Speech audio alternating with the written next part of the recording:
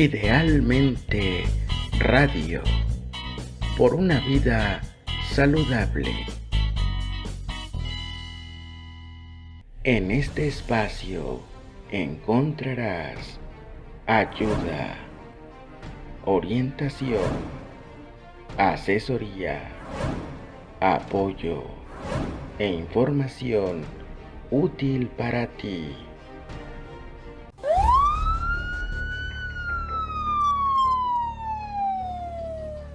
No solo rociaron con cloro y bajaron del transporte público enfermeras, lo que se registró durante el fin de semana en Guadalajara. Un taxista narró cómo se percató de los empujones con que era agredido un médico en la parada de camiones acusado de portar el coronavirus.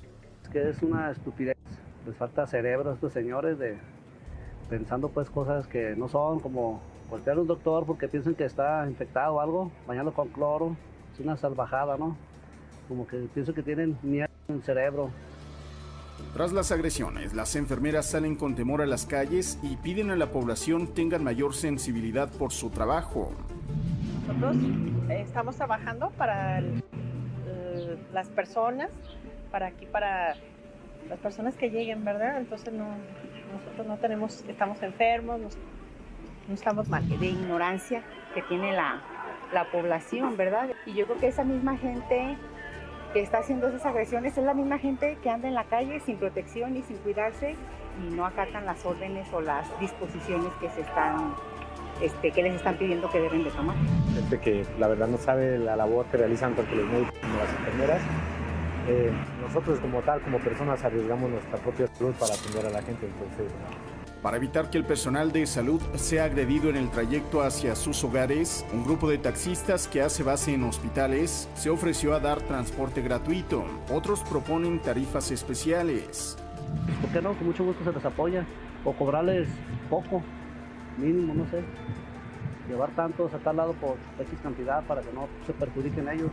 El personal de enfermería agradeció el gesto de los taxistas y más que un transporte gratuito, valoran que se preocupen por su integridad.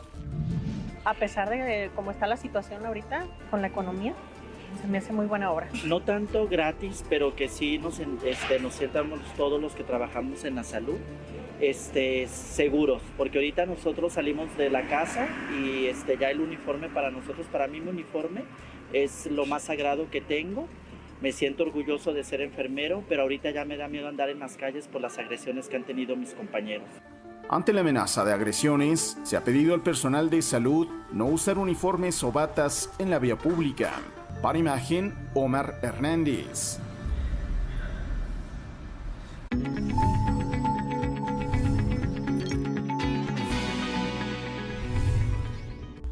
Hola amigos, ¿cómo se encuentran todos ustedes? Espero que se encuentren muy bien en el día número 49 de nuestra cuarentena, de nuestra Jornada Nacional de la Sana Distancia.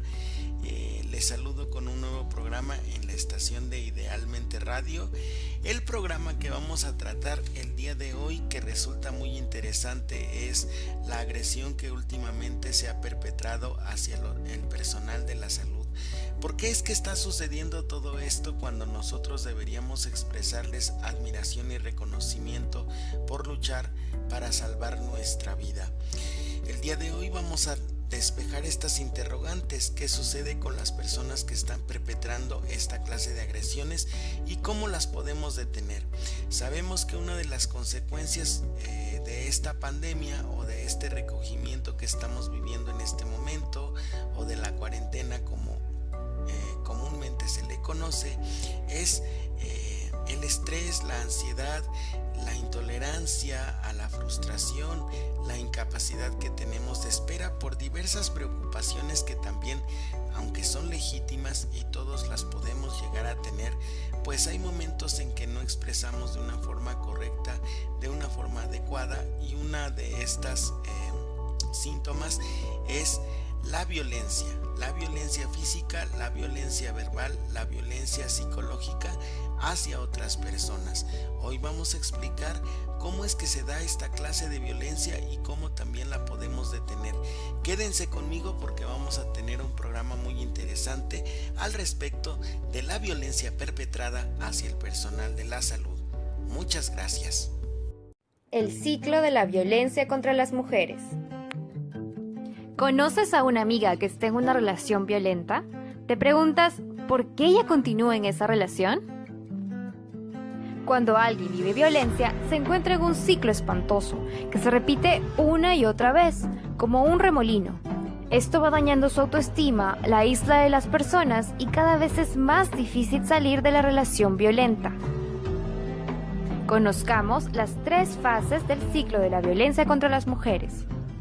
El ciclo comienza con la fase de acumulación de tensión, donde las mujeres van notando que sus parejas están más susceptibles, le responden con enojo o enfado y ante cualquier diferencia de opiniones o situaciones de la vida diaria encuentran motivos para pelear o para minimizar sus opiniones. Esta tensión se produce porque los hombres están acostumbrados, desean y esperan que sea su opinión la que prevalezca. Pero en realidad la situación no va a mejorar. Todo lo contrario, si seguimos en una relación así, estamos en grave peligro. El ciclo se va a repetir y los ataques de seguro serán más graves y nos harán más daño. En la tercera fase, arrepentimiento y reconciliación, el agresor pide perdón a su pareja, le hace regalos, promete que no volverá a agredirla y trata de mostrar arrepentimiento. Le hace creer que se siente muy culpable y que nunca más lo volverá a hacer. El falso arrepentimiento mantiene la ilusión de que él cambiará y que todo estará bien, lo cual hace que la relación continúe. Sin embargo, tarde o temprano habrá otra nueva pelea que desencadene un nuevo ataque y el ciclo se repetirá. Luego de un tiempo, luego de varios ciclos, algunas de las fases serán cada vez más breves, llegando incluso a desaparecer. La fase de acumulación de tensión será más corta. Ante cualquier pelea, la respuesta inmediata será el ataque, y la fase de arrepentimiento también irá desapareciendo. El agresor ya no mostrará remordimiento ni buscará reconciliarse, porque sabe que no tendrá castigo y será perdonado. El ciclo se hace cada vez más corto y los ataques más frecuentes y severos. Y sin darse cuenta, después de tantas amenazas, insultos y golpes, la autoestima de las mujeres baja, se sienten deprimidas, sin esperanzas e incluso culpables de la conducta de su pareja y con vergüenza sobre lo que dirán sus amistades y familiares. Todo esto influye en que no se sientan capaces de romper con la relación. Cuando nos enamoramos, creemos que la situación puede mejorar si nos esforzamos y luchamos. Recordemos el mito de que el amor lo puede todo. Pero en realidad, la situación no va a mejorar. Todo lo contrario, si seguimos en una relación así, estamos en grave peligro. El ciclo se va a repetir y los ataques de seguro serán más graves y nos harán más daño. No dejemos que esto suceda. Estemos muy atentas y atentos a las primeras señales del ciclo y no permitamos que continúe avanzando. En esta pequeña cápsula hemos identificado lo que es el ciclo de la violencia y las bases que lo componen. Como ustedes pudieron darse cuenta, el ciclo de la violencia ha sido estudiado e identificado principalmente en el hogar y en las relaciones de pareja.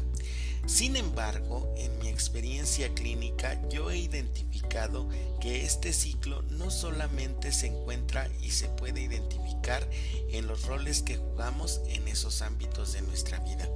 También pueden existir en otros lugares, como en el trabajo, en la escuela, en nuestras relaciones sociales con los amigos o con personas que conocemos que no sean precisamente ni nuestro marido, ni nuestra pareja, ni tampoco algún familiar cercano. Esto es lo que también estamos viendo nosotros en todos y cada uno de los hospitales en México, que están siendo agredidos los médicos porque las personas que perpetran esta clase de agresiones están siendo presa de ese ciclo de violencia inconscientemente, sin darse cuenta y sin siquiera tener el más mínimo aviso en su conciencia de lo que está sucediendo con ellos.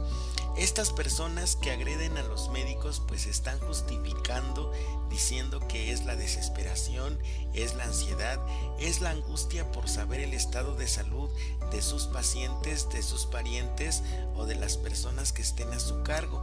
Sin embargo, lo cierto es que están ejerciendo violencia contra ellos, cuando lo que deberían de hacer pues obviamente no solamente es reconocerlos, que sería una consecuencia lógica del respeto que se le debe tener a estas personas que son profesionales, que están preparadas y que saben evidentemente cómo manejar este tipo de situaciones de salud en caso de que se presenten. El ciclo de la violencia, como ya lo hemos indicado, pues tiene sus 3 fases. Ya también en la cápsula vimos todas y cada una de ellas. Ahora, hay una parte muy importante que hay que aclarar. El ciclo de la violencia no es más que un síntoma que puede presentar cualquier persona frente a un estado de tensión, de ansiedad o de angustia. Esto quiere decir que no es exclusiva de un cierto grupo de personas con determinadas características de personalidad. Por ser un rasgo humano, la agresión, la ansiedad y la angustia puede presentarse en cualquier persona y en cualquier momento. Sin embargo, es importante que nosotros identifiquemos su ciclo para que podamos saber cómo comienza y cómo termina, y así implementar estrategias con las cuales nosotros podamos manejar esta situación.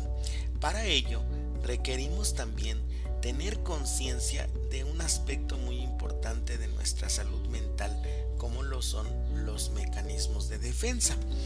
De los mecanismos de defensa ya habíamos hablado en un programa anterior y habíamos dicho que los mecanismos de defensa son estrategias que implementan nuestro inconsciente o nuestro subconsciente para enfrentar las situaciones adversas en la vida o aquellas circunstancias que le provocan ansiedad, temor, angustia o desesperación.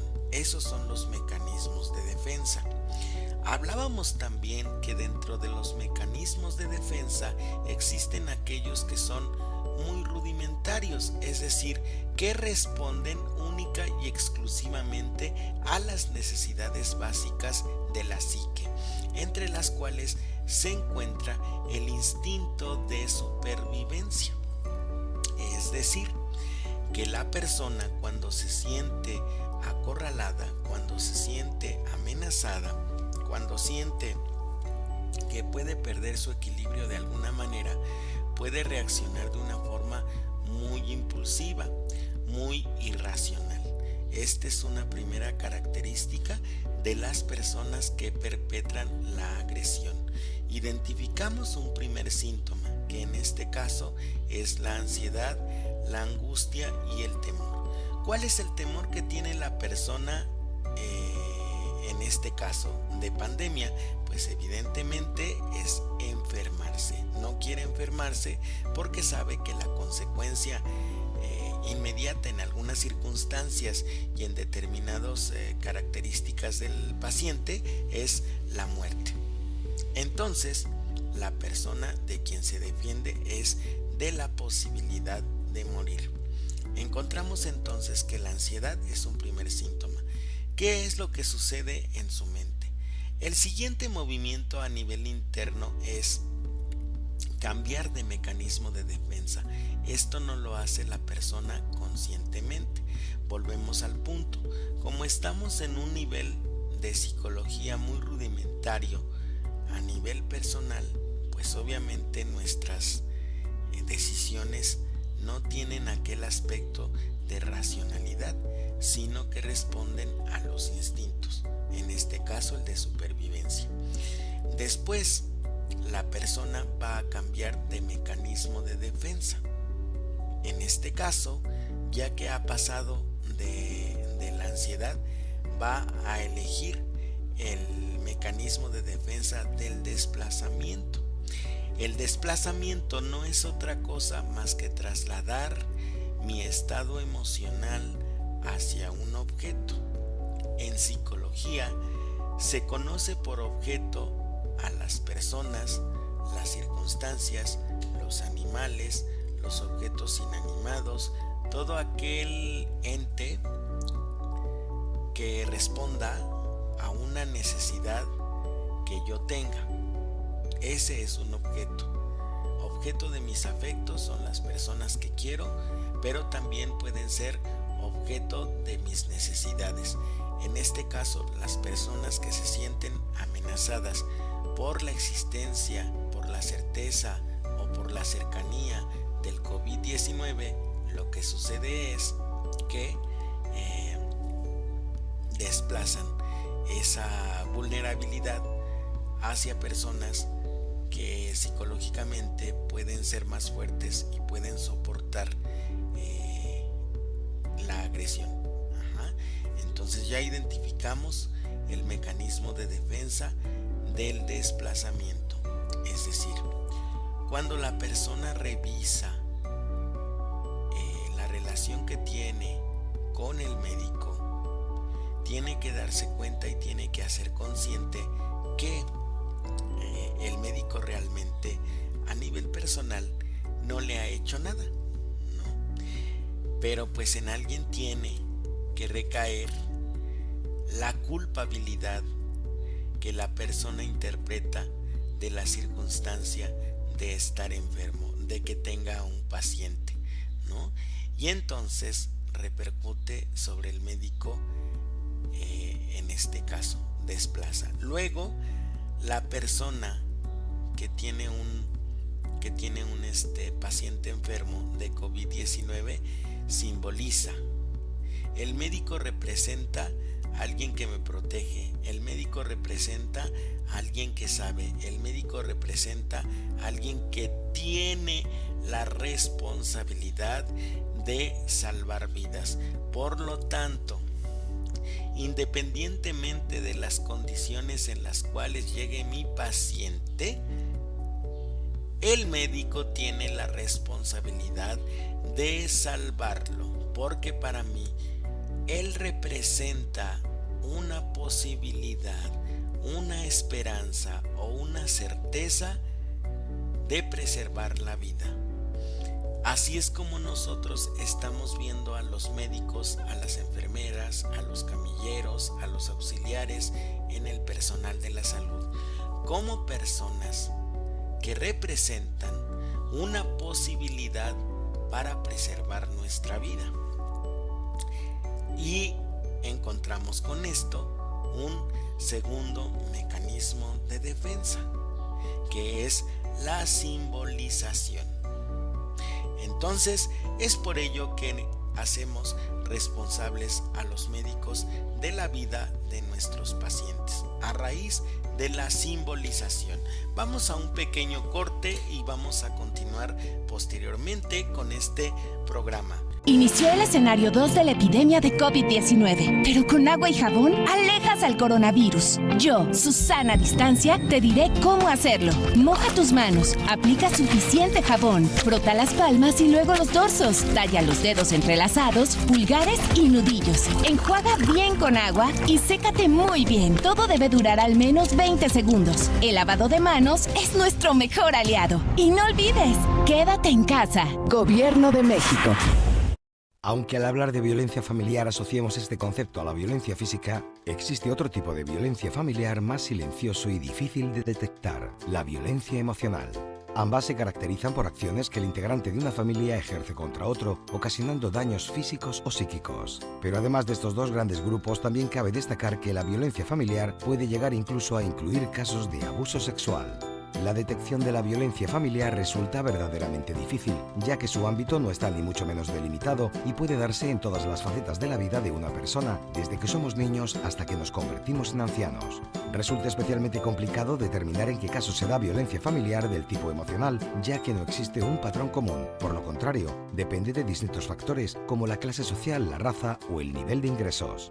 Lo que sí resulta incuestionable es que todas las consecuencias derivadas de la violencia familiar pueden influir sobremanera en el desarrollo de la víctima. Violencia familiar. 5 consecuencias psicológicas. 1. Depresión. La violencia familiar es claramente una de las situaciones que pueden provocar depresión de una forma más notoria, aunque la víctima trate de llevar la tragedia en silencio. Esta depresión se caracteriza principalmente por una gran tristeza, acompañada de melancolía y por falta de comunicación, lo que a su vez puede derivar en una pérdida de contacto con las personas más cercanas de su entorno social. 2. Aislamiento social. El alejamiento del entorno es consecuencia del punto anterior y desde luego se trata de un acto involuntario fruto de la incapacidad de gestión ante comportamientos vejatorios que sufre. Cuando una persona se distancia de sus amigos y familiares o pierde las ganas de salir sin causa aparente, probablemente sea un indicativo de que pueda estar padeciendo algún tipo de violencia familiar. 3. Ansiedad. Los episodios de ansiedad están directamente relacionados con la depresión y con la insatisfacción vital que de ella deriva. Cuando una persona padece este trastorno es habitual que le cueste afrontar situaciones que a priori resultan normales y cotidianas, como por ejemplo salir a la calle o asistir al trabajo. Al sentirse indefensa ante cierto tipo de situaciones, tratará de evitarlas a toda costa. Por ello resulta indispensable que todos nosotros aprendamos a saber cómo controlar la ansiedad para que ésta no termine limitando nuestra vida cotidiana. 4. Baja autoestima. La víctima de violencia familiar suele mostrar una autoestima rotundamente baja, ya que además de los abusos sufridos, tiende a culpabilizarse por la situación que está viviendo, asociando todo lo que le ocurre como consecuencia de su propio ser.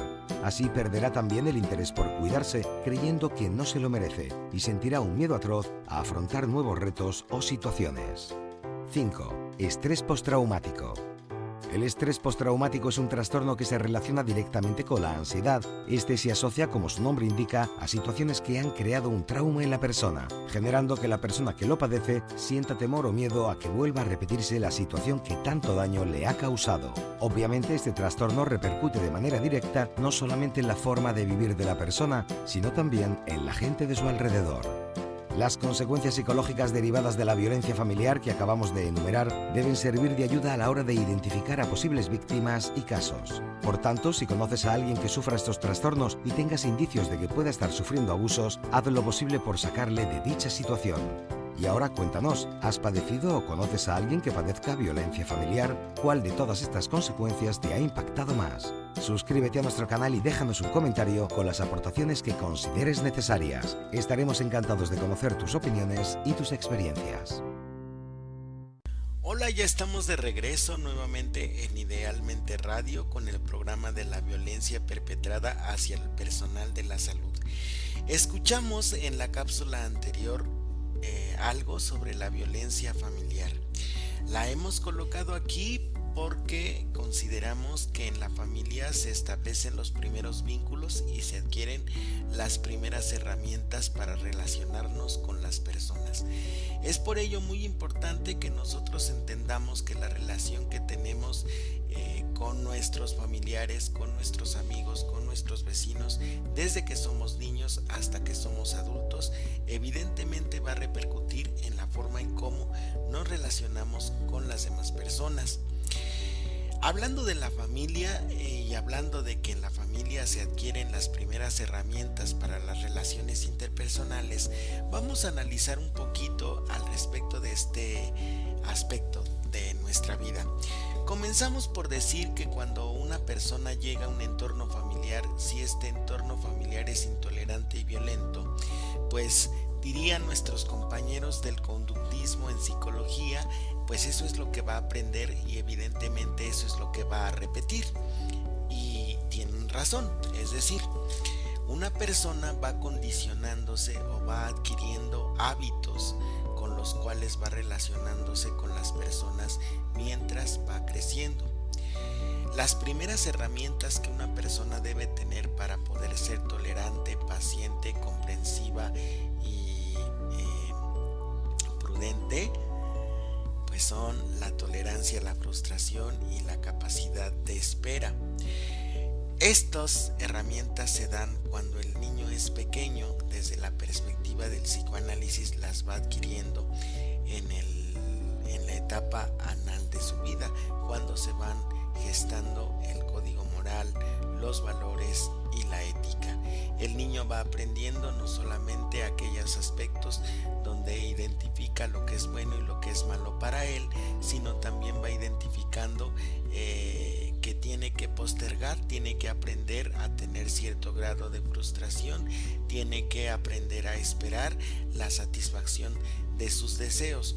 Cuando esta situación no sucede, es decir, cuando en la familia no se va enseñando al niño a tener esa capacidad para la postergación de sus deseos, pues lo que va sucediendo en la persona es que va creciendo con la idea de que todos los deseos que él tenga tienen que ser inmediatamente satisfechos, independientemente de las circunstancias, independientemente de las situaciones que estén viviendo otras personas e independientemente de lo que éstas necesiten. Esto significa que una persona que es intolerante a la frustración, que no tiene capacidad de espera, que no controla los impulsos, pues es porque cuando era pequeñito pues tuvo una satisfacción o una gratificación inmediata de sus deseos, pero ese no es el punto, ese es el síntoma. Lo importante aquí es que la persona que no tiene ese grado de tolerancia a la frustración tampoco tiene un grado de empatía.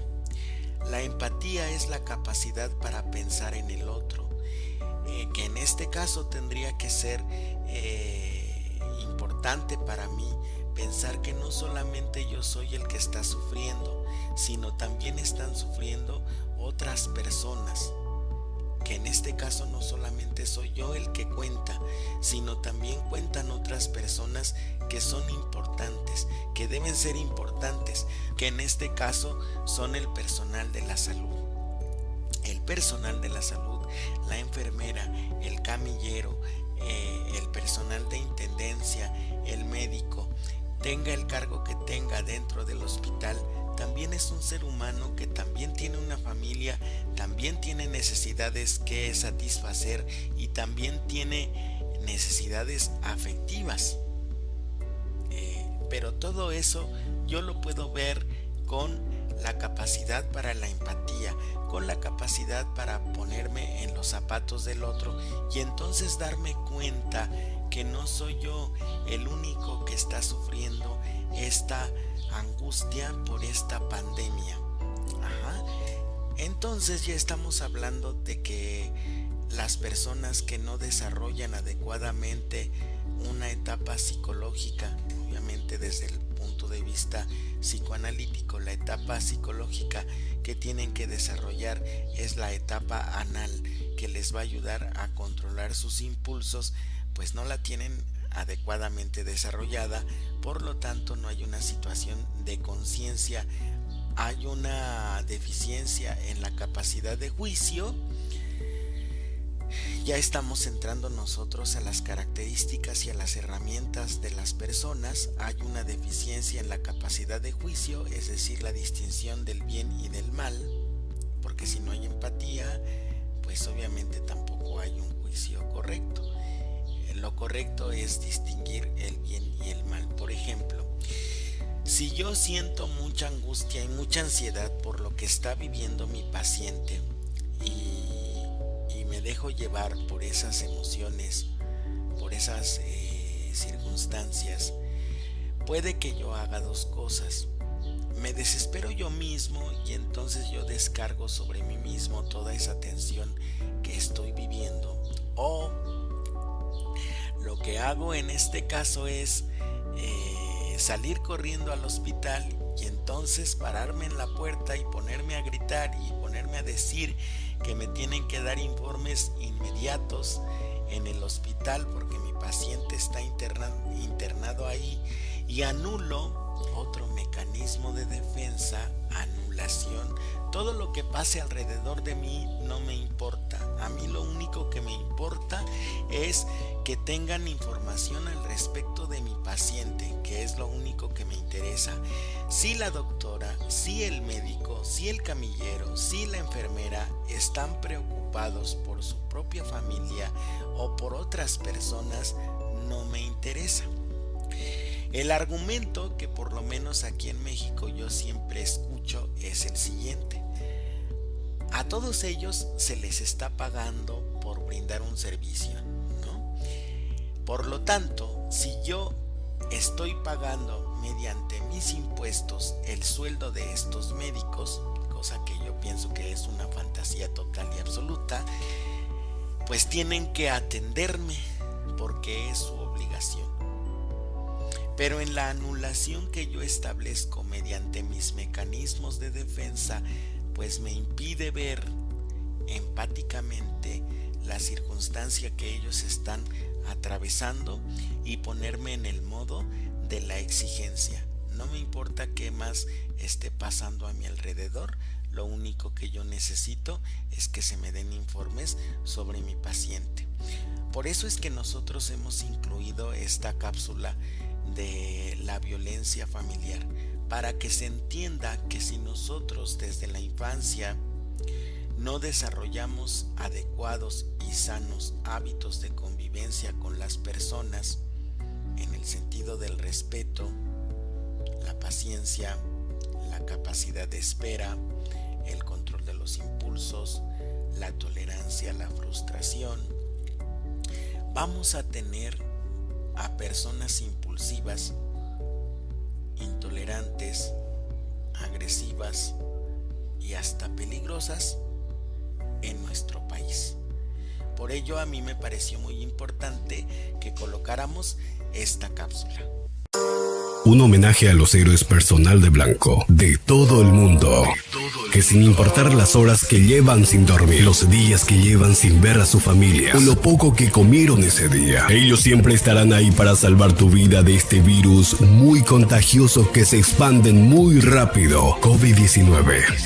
Hoy no estamos hablando de los soldados armados con armas de fuego y aviones con tanques de guerra. Hoy están ellos, nuestros héroes. Solo llevan mascarilla y uniforme blanco y están combatiendo la batalla que no da tregua. Una guerra contra un virus, un enemigo invisible. La humanidad está en sus manos. Ellos son nuestras esperanzas. Los guerreros en primera línea de batalla contra el COVID-19. Ellos se exponen a ser contagiados para salvar la vida de los enfermos. Imágenes de agotamiento llevando aún puestos barbijo, bata y guantes. Después de otra interminable jornada atendiendo la emergencia, el símbolo de los esfuerzos en la dura lucha contra la epidemia. Imagen que impacta verlas con lágrimas en los ojos y un nudo en la garganta en silencio entre sí, para que no se note en ellas los pacientes de esta difícil situación que están atravesando. Ahora no conocemos realmente la enfermedad. No hay maniobras, técnicas, drogas que sean seguramente efectivas y debemos apurarnos a actuar rápido para combatir esta crisis respiratoria. Aquí una frase de un personal de blanco: somos profesionales y ante todo seres humanos. Comenta una publicación en la que muestra a una enfermera intentando consolar a una compañera agachada en medio de un pasillo, hundida y con la cabeza entre las manos. Pero no solo inmortaliza tan solo el agotamiento, el miedo, el dolor con los pulgares levantados. Nosotros no abandonamos a pesar del cansancio. Ustedes quédense en casa, protéjanse bien, protejan a su familia, aislados hoy, para que cuando nos volvamos a juntar no falte nadie. Gracias, mi nombre es Wilson Villaverde, la voz de Alfa Producciones, y les aseguro a todos, el día de mañana les contará a sus nietos que alguna vez hubo una guerra contra un virus y que nuestros héroes solo llevaban mascarilla y uniforme blanco. Mascarilla y uniforme blanco. Esto fue presentado por Alfa Producciones a los enfermeros, médicos y personal técnico de los hospitales que trabajan sin descanso en esta dura batalla contra el virus. Gracias y que Dios lo bendiga. Regresamos con nuestro programa de Idealmente Radio, la violencia contra el personal de la salud. En el último bloque, ¿qué es lo que podemos hacer una vez que nos dimos cuenta o nos estamos dando cuenta que podemos o hemos caído en situaciones violentas de acuerdo a la información que acabamos de recibir? En este bloque lo vamos a empezar a tratar. Hablábamos anteriormente de que en la familia es donde se van adquiriendo y aprendiendo los valores que necesitamos para la adecuada y sana convivencia. Este es un primer aspecto que debemos tomar en cuenta y que ya revisamos en el bloque anterior al respecto de la violencia familiar, pero lo tenemos que tomar en cuenta para saber en este caso, cómo estamos nosotros educando a nuestros hijos, a nuestros niños. Si nosotros somos adultos y a lo largo de este programa nos dimos cuenta que somos personas agresivas, violentas, intolerantes, impacientes, impulsivas, pues también tenemos remedios siempre y cuando haya una voluntad, la voluntad de buscar ayuda especializada que nos permita entender, comprender, resolver cuáles son nuestros conflictos internos. En el caso de los adultos, lo que necesitamos para poder resolver situaciones de violencia, ya sea intrafamiliar o ya sea social o ya sea hacia los médicos, como es el tema que nos ocupa, pues necesitamos ayuda profesional, ir con un psicólogo, con un especialista que nos ayude a comprender la naturaleza de nuestro conflicto.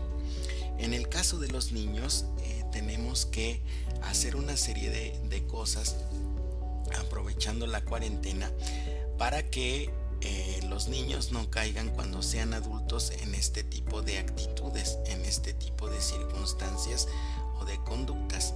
La primera cosa que tenemos que hacer con respecto a los niños es aprender a poner los límites. Los límites siempre son necesarios para los niños. No le permita a su niño o a su niña hacer lo que él quiera. Porque si usted le permite hacer lo que él quiera al niño, pues obviamente no va a crecer con esa tolerancia a la frustración, con esa capacidad de espera y con ese control de impulsos que va a necesitar para poder relacionarse con otras personas. Porque eso es lo que sucedió con algunos adultos que quizá no tienen tolerancia ni capacidad de espera ni tampoco un soporte a la gratificación. Es decir, quizá crecieron con una situación en donde se les dio todo, no se les prohibió de nada, no se les permitió esperar y por eso ahora son adultos con un egocentrismo impresionante. Entonces el primer consejo es: revise la forma en cómo usted está poniendo los límites con los niños, porque ahorita los adultos es más difícil que se corrijan, en primer lugar porque no tenemos una cultura de salud mental, aunque sí es importante que como adultos pues meditemos al respecto de acudir con un especialista cuando tengamos algún tipo de problema emocional. 2. Una vez que nosotros revisamos los límites, tenemos que revisar las emociones que nos despierta el niño, porque a veces ahí es donde están los ganchos. En estos días hemos encontrado que los niños son un poquito más manipuladores o un poquito más persuasivos para que no suene tan agresivo, aunque francamente es lo mismo, ¿no? En pocas palabras, tu niño te manipula más fácil o es más astuto de lo que tú te imaginas. Tenemos nosotros un punto en contra, por decirlo de alguna manera, que son las redes sociales. Es decir, tu niño ya va con una información previa y entonces en esa información previa pues ya te habla de situaciones de sus derechos, de situaciones de si tú me agredes, si tú me golpeas, pues yo te denuncio, te demando, etcétera, etcétera, etcétera. Esas actitudes o esas conductas que el niño tiene amenazantes y retadoras son precisamente las primeras señales a las cuales nosotros tenemos que corregir una vez que se presenten. Inició la fase 2 de la epidemia de COVID-19 y tu ayuda es muy importante. Hola, soy Susana Distancia. Puedes trabajar y estudiar desde tu casa, aprender nuevas habilidades viendo videos o tomar cursos en línea. Incluso puedes participar en servicios religiosos. No lo olvides, mientras más tiempo nos quedemos en casa, más rápido venceremos al coronavirus. Ayúdanos, quédate en casa. Gobierno de México. Nosotros no tenemos que confrontar al niño. Punto número 2, no lo tenemos que confrontar. ¿Por qué razón? Porque se supone que el adulto soy yo y el niño es él. Por lo tanto, hay momentos en que la conducta retadora del niño se entiende porque su madurez mental es muy corta. Entonces de nada sirve que yo me desgaste explicándole que yo soy su papá y que yo soy su mamá y que no sé qué, y que me tiene que obedecer y tal, si el niño no tiene la capacidad de juicio suficiente como para poder comprender los niveles jerárquicos. En este caso, yo soy quien tiene que dejarle claro cuáles son los niveles jerárquicos. Es decir, qué lugar ocupa el niño dentro de la casa. Él no es el reycito al que hay que rendirle pleitesía. Él es un miembro de la familia que como tal tiene la obligación y el deber de colaborar por el bienestar tanto de la familia como de su comunidad. Y aquí venimos hacia el punto número 4. Todo lo que dije anteriormente es el punto número 3, ¿no? Que el niño aprenda a respetar los niveles jerárquicos. El punto número 4 es que el niño desarrolle un sentimiento de empatía. Tenemos que tener mucho cuidado cuando el niño se comporta con una actitud egocéntrica, cuando el niño es envidioso, cuando el niño es soberbio, porque entonces ya se está instalando desde pequeñito en esa parte egocéntrica de su interior, donde solamente cuenta él, después él y nadie más que él. En este aspecto yo he estado escuchando a diversos especialistas en psicología que mencionan a veces inconsciente o irresponsablemente la siguiente frasecita, ¿no? Mientras tú estés bien, los demás no importan. Y entonces esa consigna se ha estado esparciendo por todos lados y de todas las formas posibles. Y eso es algo que nosotros debemos de erradicar. El verdadero equilibrio en cuanto a la salud mental ciertamente parte de nosotros mismos, es verdad. Pero no se queda únicamente en nosotros mismos. Si estamos hablando de una salud mental genuina, pues involucra también a la comunidad. Ese equilibrio, esa salud, esa felicidad, esa paz interna que yo pueda llegar a tener, pues se tiene que reflejar en las acciones en beneficio a mi comunidad. Si el niño no es empático, entonces también tenemos una señal importante de que el niño pues obviamente está viendo eso en casa. Yo tengo que revisar cómo está la relación con mi pareja, si es que la tengo, cómo está la relación con el resto de la familia, con que el niño vive, con que el niño convive, es decir, quién en mi entorno, quién en mi casa es la figura de autoridad de la cual el niño pueda servirse para adquirir la situación de la empatía. ¿Cómo la podemos trabajar? Hay que hacer que el niño tenga en lo posible una mascota, o se haga cargo de alguna persona necesitada, o se haga cargo en lo posible de alguna persona enferma, o si nosotros tenemos alguna persona enferma también hay que permitir que nos ayude a cuidarlo, o si tiene alguna mascota pues hacerlo en cierta forma responsable de su cuidado de acuerdo a su edad, evidentemente, para que el niño vaya siendo empático, porque es lo que en este momento necesitamos. Como no hay empatía, como hay un excesivo egocentrismo en las relaciones humanas actuales, evidentemente a mí no me sorprende que haya este tipo de agresiones hacia el personal médico, porque el personal médico es responsable, y también hacia las personas que están enfermas. Es decir, yo no estoy siendo empático ni con los médicos ni con las personas que padecieron la enfermedad. Noticias a ese respecto hay muchas en estos momentos, pero lo importante no es que nosotros nos estemos quejando de las noticias de que nos están invadiendo con respecto al COVID-19 y que nos están diciendo mentiras y un larguísimo etcétera. Eso no es lo importante. Lo importante es lo que nosotros podemos hacer desde donde estamos. hay personas que nos justificamos y decimos, bueno, pues es que como no podemos salir, pues obviamente no puedo yo transmitir cierta información que se nos está dando en televisión, en radio, que son los medios convencionales, o en las redes sociales como el Facebook, el WhatsApp y el Twitter, que sinceramente yo los pongo entre comillas como fuentes de información fidedignas, confiables y concretas, ¿verdad?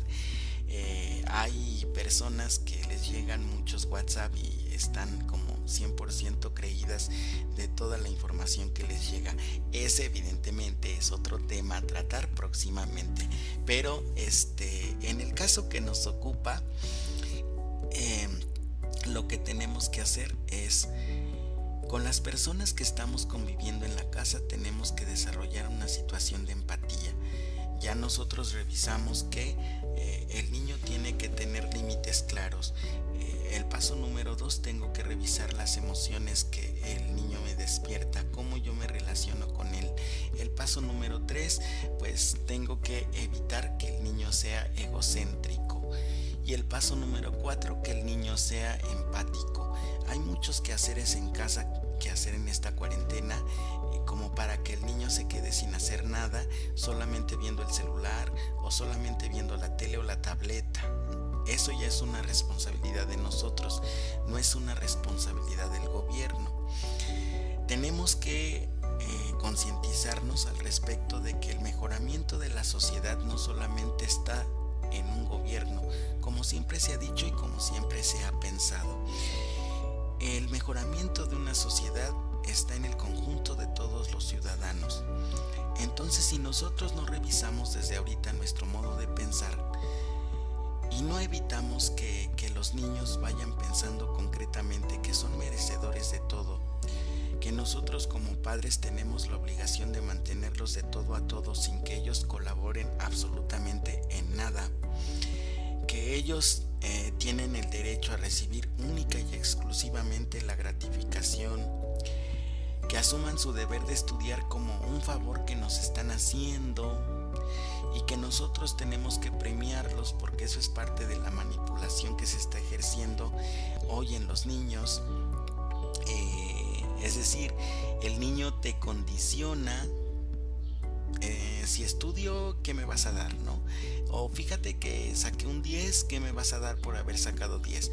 Cuando en tiempos de antaño no sucedía así. Y esto no sucedía así porque el niño tenía límites claros, identificaba adecuadamente las jerarquías, no era egocéntrico, era empático y tenía una capacidad de juicio crítica, que es otro punto importante. Nosotros tenemos que hacer que los niños tengan una conciencia crítica, que de todo lo que escuchen, que de todo lo que vean, que de todo lo que se enteren o todo lo que lean de información, ya sea en el Facebook, ya sea en el Twitter, ya sea en el WhatsApp, o sea en el radio y la televisión, de todo eso que le está recibiendo, él emita una crítica. Porque por eso precisamente nosotros ahora tenemos dificultades en la comprensión de la lectura. El niño no entiende lo que lee. Y el niño no entiende lo que lee porque su juicio es concreto. No descubre un mensaje profundo en las lecturas que hace. No hay un mensaje trascendente para él en los conocimientos que adquiere, sino que son inútiles. Entonces, ese modo de pensar tan ególatra, y si nosotros crecemos con ese modo de pensar tan ególatra, pues qué clase de personas vamos a tener en nuestra sociedad. Vamos a tener personas que sean exactamente lo mismo, ególatras, dependientes, intolerantes, impacientes y hasta peligrosas, no solamente para nuestra salud mental, sino para nuestra integridad física.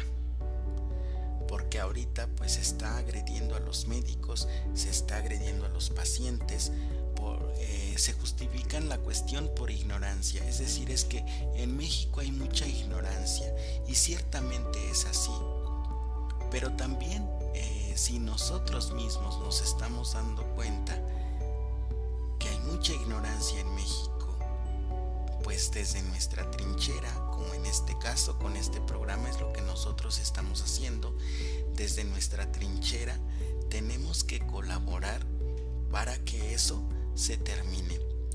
Y nos vamos con los niños, porque ciertamente los adultos tienen hábitos que ya les resulta muy difícil de cambiar. Entonces, si ellos no quieren, pues obviamente eso no va a pasar, ¿no? Pero nosotros lo que podemos hacer es con los niños, enseñarles a que sean críticos, enseñarles a que sean propositivos. Otro aspecto muy importante, nosotros tenemos que aprender a ser propositivos. El ser propositivo es no solamente quedarse con la situación concreta que estamos atravesando. Tengo un problema y no lo puedo resolver y hasta ahí me quedo. O tengo un reto en mi vida que resolver y no lo puedo hacer, hasta ahí me quedo. No podemos ser así, o bueno, la sugerencia es esa, que no seamos así. Tenemos que ser personas propositivas. ¿Qué quiere decir personas propositivas? Pues que demos un pequeño paso hacia el cambio. Ciertamente nos va a costar mucho trabajo cambiar nuestra sociedad y tener la sociedad que nosotros quisiéramos, pero lo podemos hacer. Una forma en que lo podemos hacer pues es siendo propositivos. Por ejemplo, hay personas en este momento que se están quejando de que están aburridas porque no tienen nada que hacer. Por experiencia propia yo les aseguro que si tú revisas tu casa constantemente vas a tener que hacer, porque en la casa siempre hay algo que hacer. Segundo, una recomendación que han dado los especialistas es que tú manejes tus actividades por horario ahorita que estás en casa. Tercero, que hagas una combinación de estas actividades para que no caigas en la rutina. Cuarto, que tú tengas la capacidad y la habilidad para poder salir precisamente de esa rutina. Si te estás dando cuenta que estás cayendo en alguna situación rutinaria, pues que tienes que revisar tus espacios. Habemos personas que vivimos en casas grandes y habemos personas que vivimos en casas pequeñas, y es muy importante que nosotros tengamos un reglamento de convivencia que nos ayude a manejar la situación. Sí, yo no puedo quedarme con aquello de que bueno, es que hay mucho ruido, es que los niños no se callan, es que en mi casa no hay espacio, es que no tenemos silencio todo el día. También eso es importante, apaga la tele, porque lo que estás haciendo al escuchar constantemente las noticias del COVID-19, ciertamente es muy importante estar informados, pero aprende la diferencia entre estar informado y atormentarte inconscientemente con toda la información que recibes. No difundas rumores, aprende a identificar la información veraz de la que no lo es, para que tú no tengas ningún tipo de problema al momento de manejar la información que estás recibiendo. Pero a tu televisión ponle un límite, porque si no después vas a tener cuentas de luz y cuentas de internet súper altísimas. Tenemos que aprender a regular nuestras pulsiones, nuestros deseos, nuestras necesidades. Si yo al niño le voy enseñando que no todo lo que quiere en la vida lo va a tener, no en un aspecto negativista, sino en un aspecto de realidad, es decir, habrá momentos, hijito, en que por más que tú te esfuerces, no vas a tener lo que tú quieras en la vida, pues obviamente yo voy a tener menos problemas con los niños de los que ya tengo, porque el niño va a crecer con una constancia de realidad adecuada, va a crecer también con menos pensamiento fantasioso, pensamiento mágico, va a crecer con un juicio más crítico, con un adecuado discernimiento, va a mejorar en sus relaciones objetales, porque resulta que el niño va a saber a quienes tiene que respetar, que evidentemente es a todos, qué lugar ocupa dentro de estas relaciones, cuál es el papel que ocupa en estas relaciones, cuál es la responsabilidad que tiene con las personas, porque no solamente cuenta él, sino cuentan también los demás. Y si nosotros nos damos cuenta que con pequeñas cosas vamos a ir cambiando la vida de nuestros niños, poniendo límites, haciéndolos más empáticos, dándoles un juicio crítico, enseñándoles a respetar a las personas, pues vamos a ir teniendo menos delincuentes, vamos a ir teniendo menos personas abandonadas, que esto no significa que se acaben. A pesar de que nosotros como especialistas en la salud mental hagamos estas recomendaciones, las hacemos con la conciencia de que estos problemas no se van a terminar, porque habrá personas evidentemente que nos hagan un poquito de caso y otras no, y pues obviamente cada persona es un mundo, ¿no? Entonces por eso precisamente nosotros no asumimos que nos van a hacer caso. Sin embargo, sí hacemos nuestra aportación al respecto de qué podemos hacer con medidas para prevenir la violencia.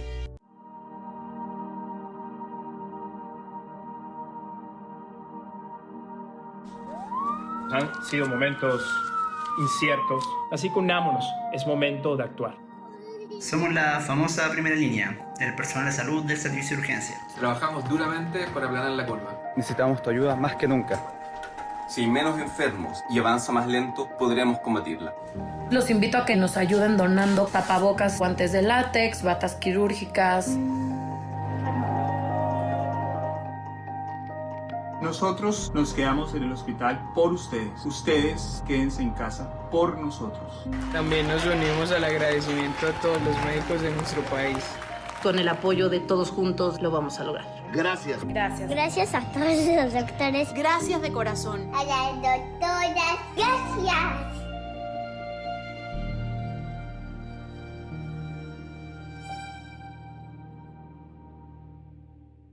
Con este mensaje de agradecimiento hacia los médicos, enfermeras, enfermeros, camilleros, intendencia y a todo el personal de nuestro Sistema Nacional de Salud, damos por finalizado nuestro programa de Idealmente Radio al respecto de la violencia perpetrada hacia estas personas. Les agradecemos a todos ustedes que nos hayan escuchado, les mandamos un abrazo enorme, cuídense muchísimo y recuerden la consigna que nos han dado nuestras autoridades hasta este momento: quédense en casa. Yo personalmente les agradezco que me acompañen en un tercer programa referido al proceso de duelo por COVID-19 la próxima semana. Les mando un abrazo enorme y un beso, cuídense mucho y nos vemos pronto. En este espacio encontrarás ayuda, orientación, asesoría, apoyo e información útil para ti. Idealmente Radio, por una vida saludable.